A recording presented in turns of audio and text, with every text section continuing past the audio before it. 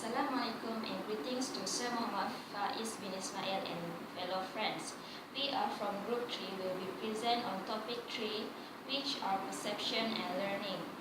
My name is Nurifah Amalina binti Mazuki. Assalamualaikum, I am Siti Hawa binti Maka Ali.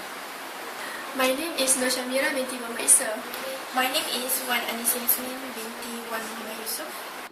Question 1. Contrast personal and social identity. Do you define yourself in terms of the university or college you attend? Why or why not? What implication does your response have for the future of your university and college? I will answer the first question. So the definition for personal identity is your personal criteria. So this is the concept that you develop yourself to become a person. This may include aspect of life that you have no control, such as where do you grow up, or what color of your eyes, as well as your choice in life,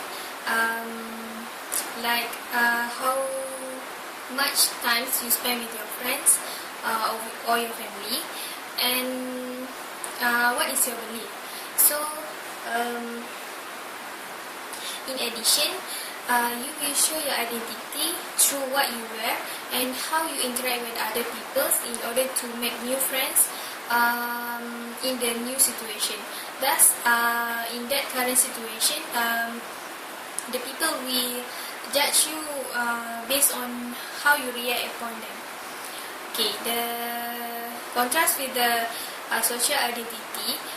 Social identity can be defined as a group to which you belong, which means you will be proud to belong to that group. For example, your classmate, your family background, or even a sport team player.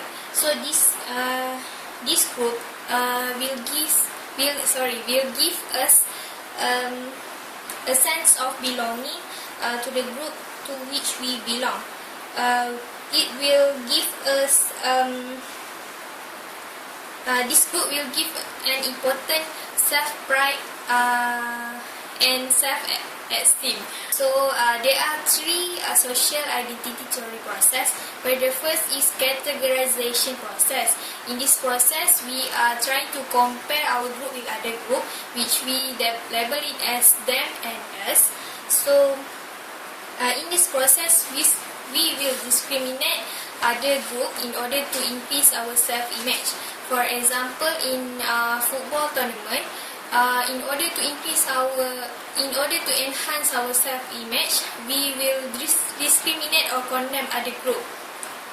Second process is homogenization process, where this process we have the similar traits within a group.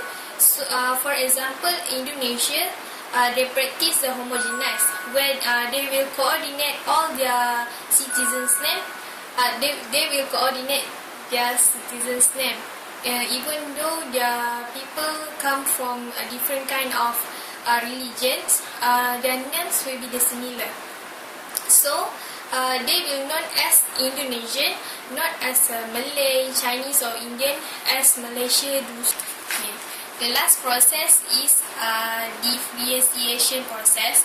In this process, we try to develop less favorable image for other group, while we have more favorable image in our group.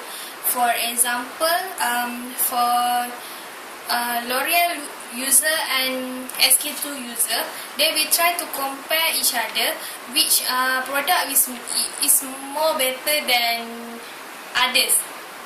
Answering to the question number 2, of course I am a university student because I will offer to continue my study in University Raja Mara. So my first judgment is I am going to continue my degree at university. I think the institution itself is the main factor that we as a student will identify either we will continue to university or college. So I am defining myself as a University Technology Mara student and becoming a UiTM's alumni. Proceed to the next question. I have come up with four of my opinion, which the first is more than an education. Why I'm saying that university give more than an education? Because our university will give experience us the knowledge, skills, confidence and experience which to help us to build our own world better. Other than that, university open up hosts new opportunity and lets us to control our future. Okay, the second point is higher education qualification, where a university qualification make us more attractive to the eyes of employer and increase our earning potential. It is show that we have the ability and self-motivation in order to complete our studies in the higher level, and the dedication to see our course through the end. So the next point is valuable employability skills, and increasing number of graduate job does not specify a particular subject area, because employer often look for the key skills that us develop throughout our degree, such as information technology, our communication skills, teamwork, and how we try to solve problem. The last is university is giving flexible learning option, where university doesn't necessarily involve several years of full-time study in one place, and flexible study option lets us choose how and when we learn. Thus, other than that, it includes part-time studies, distance and online learning, work-based learning, and study abroad option. I'm not mention that college doesn't give the same benefit as university give, but there are some little bit different where we can compare university with college. The level of competition in college and the culture and the environment at the college is totally different with our university. Answering to the last question, so I divided into two, which advantages and disadvantages. For the first advantages is encourage secondary school students to study hard in order to continue their study in university. Where I mentioned before, the 4 points, the 4 benefit points. If you attend in university, might be encourage or influence to, the secondary schools to further their study in university. So the second point is to build higher confidence level for university student, where because our institution lets us to develop as an individual, it gives us times and opportunity to develop less interest, learn new skills and meet new people, especially if you the first times away from home. It will help you to build your confidence level. You will be more independent and build your self-reliance. So the point for disadvantages, the first is a gap between students, university student and college student, where people tend to assume university student is more outstanding compared to the college student because of different kind of level of institution. So the second disadvantages is less of practical skills. As we know, university doesn't provide any practical class in our period of study. Compared to the college, they give a practical class to their student. Question 2. During a diversity management session, a manager suggests that stereotypes are a necessary part of working with others. I have to make assumption about what's in the other person's head, and stereotype help me to do that. She explained, it's better to rely on stereotype than to enter a working relationship with someone from another culture without any idea of what they believe in. Discuss the merit of and problem with the manager's statement. I will continue to answer question 2. The definition of stereotypes, where stereotype when a person categorizing them to a certain group of people based on either class, gender, age, politics, background, ethnicity, and others. Stereotype also as aggregation or falsehood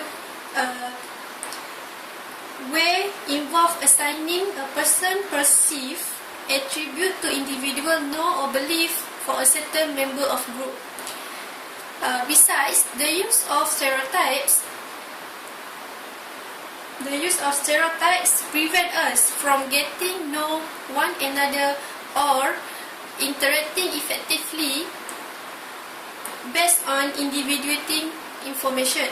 The terms of individuating information can be referred to the aspect of a person that make him or her unique. For example, we assume or we make a stereotypes for a lecturer. We assume that the one of the lecturer has a characteristic like intelligence. We proceed to merits of stereotypes. Merits of stereotypes is when we in a new situations and we need to make a quick judgment or the fast decisions about someone we newly meet.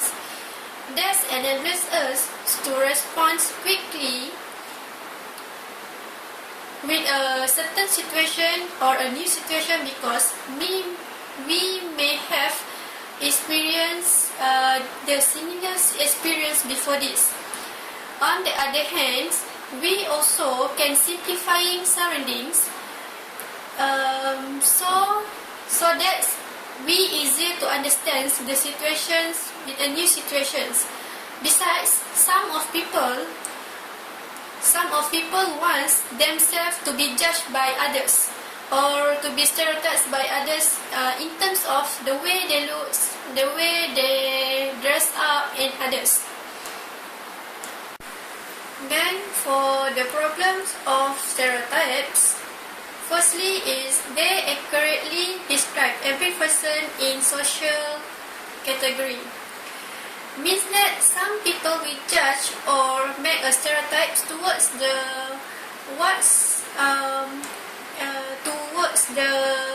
person, profession, or careers.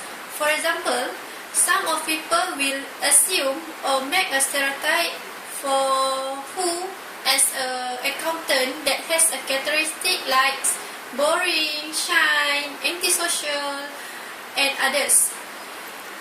Seldom some of people is more positive thinking. It depends to others to assume or make a stereotype to others person or individual professions. So the effect that we can have when once we categorize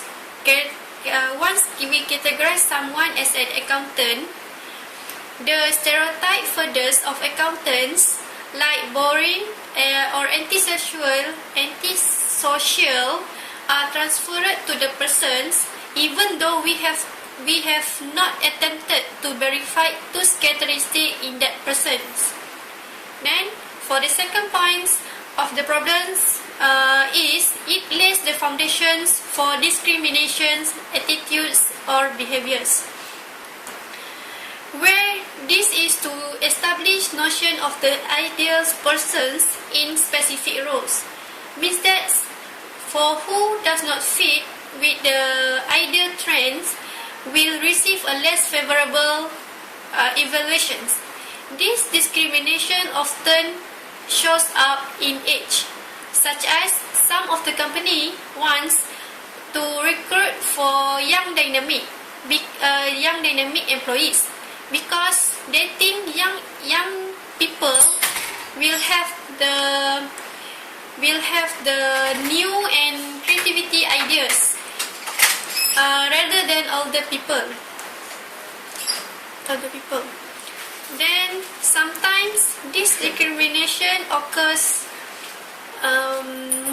because of the tribunal that concluded some of job applicants none of job applicant was over 40 years old. Besides, they think older people is cannot thinking very well compared to the young people. Then for the last point, the most serious form of stereotypes bias is intentional prejudice. The terms of prejudice can be described as unjustified or negative attitudes towards an individual belongings for a certain particular stereotype group. A prejudiced person may not act on their attitudes. Therefore, someone can be prejudiced towards a certain group but not discriminate against them. Then some person may hold the prejudice towards a certain race or gender. For example, some corporations hired women, but they do not promote any of them to a supervisor positions even though their performance is better than men's. This is because the men has to be the higher than women. So there has a stereotypes for the gender in certain situations. Question 3. Salma Ali has been working as an assistant account manager with ABS Corporation for 3 years. She expected good pay and support from management. She is careful and disciplined in her work. She was initially enthusiastic and contributed ideas for improved workflow efficiency.